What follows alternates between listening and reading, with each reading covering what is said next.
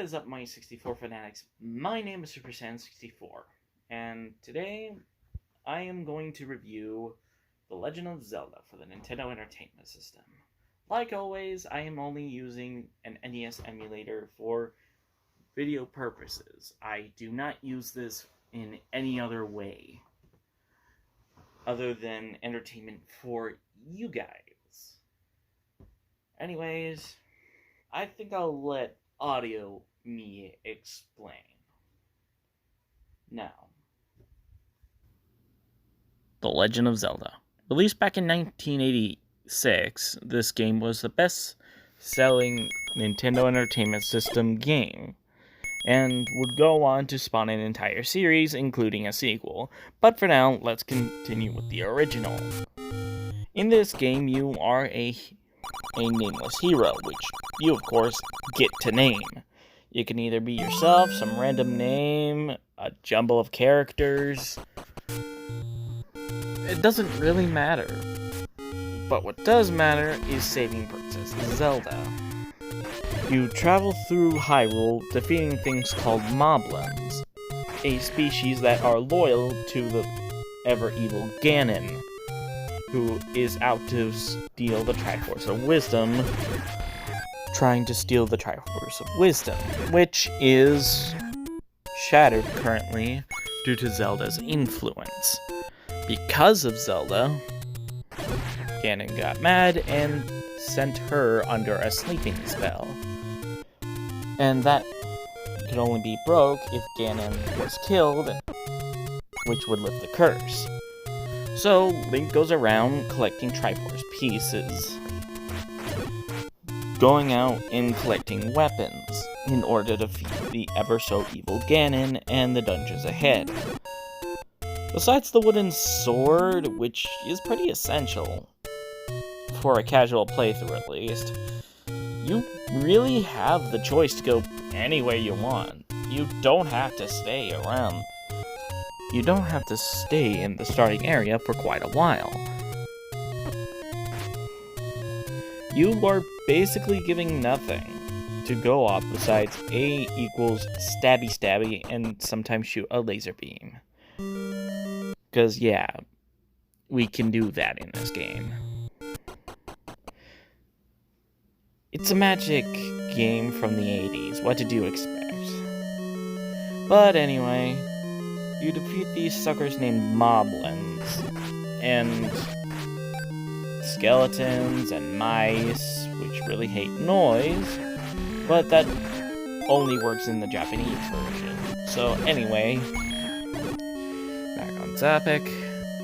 Basically, the main currency in this game is rupees, and you get them sometimes by dropped enemies, which I have just described. Now, it can be a bit of a pain to grind. There is a little trick that can get you a ton of rupees, and that is the money-making game, which you can find on the second screen west of where you start out, which I find rather helpful, as though you do need bombs. Luckily, you can easily grab some by accident when you kill some enemies. You may find them on accident or find them in a dungeon chest. It really all just depends on what you prefer doing. You want to go into the dungeons and risk having something left behind and just trekking through it anyway, which increases difficulty but gets you through faster. Or do you want to grab everything, which will cost time but will make the passage towards your goal much safer? It's up to you. This is basically Miyamoto's vision. Though we technically did not get that till Breath of the Wild, of course, but I think what Miyamoto was trying to do was pretty accurate. People may see it as mindless and hard, but I see it as an open world. Sure, the NES was limited on what it could do, but it had a few pretty well these mechanics.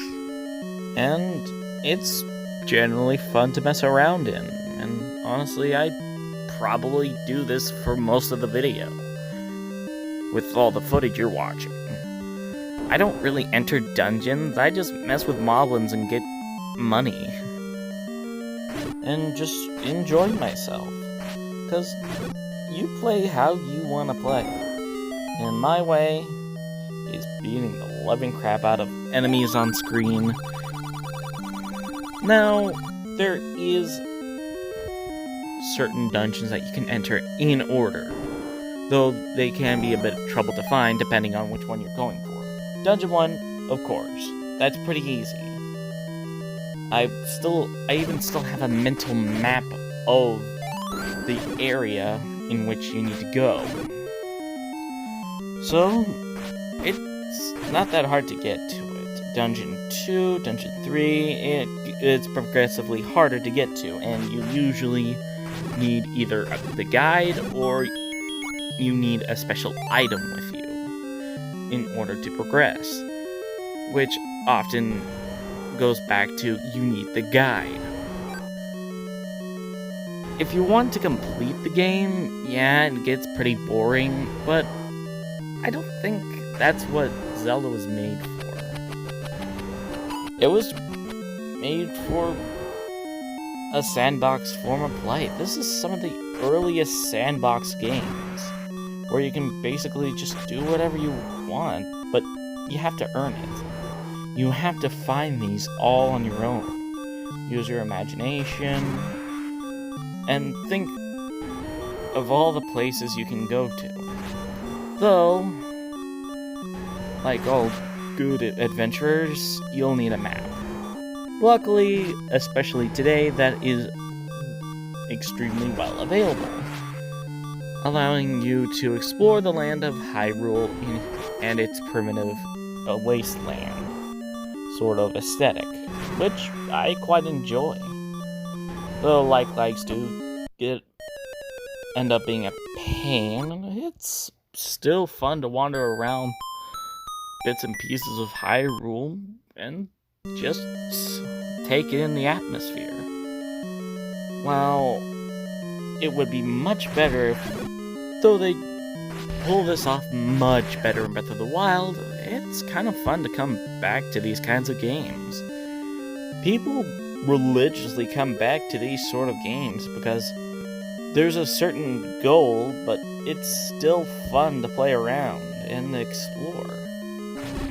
Take Super Metroid, for example. I know, it's an SNES game, big deal, but the point I'm trying to make is, it's got a great environment, and that's honestly what the NES Zelda lacks. Now, SNES Zelda, now that's what you want to go for. A Legend of Zelda: A Link to the Past is kind of what the original Legend of Zelda was, but a bit better. A little bit better. And that's pretty much it.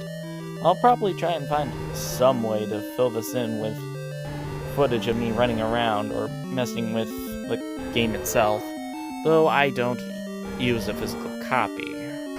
I'll tie some footage to this, and we'll see what I can do from there. It'll definitely pretty fun, and while the NES Zelda isn't the best, it's still worth checking out every once in a while, as a little fun experiment, as that's what Zelda is based off. Experimentation, atmosphere, relaxation. And that's really what Zelda's all about. Taking it all in. While it's not the prettiest, it's still a world you get to explore. NES controller in hand, or PlayStation 4 controller in hand. In my case.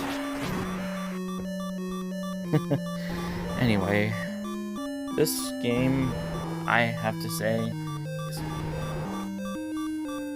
pretty dang fun. And if you say otherwise, you're entitled to your own opinion, I guess. Hope you enjoyed.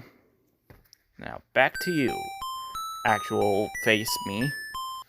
Alright. Thanks, audio me. Anyway, that's it for this video.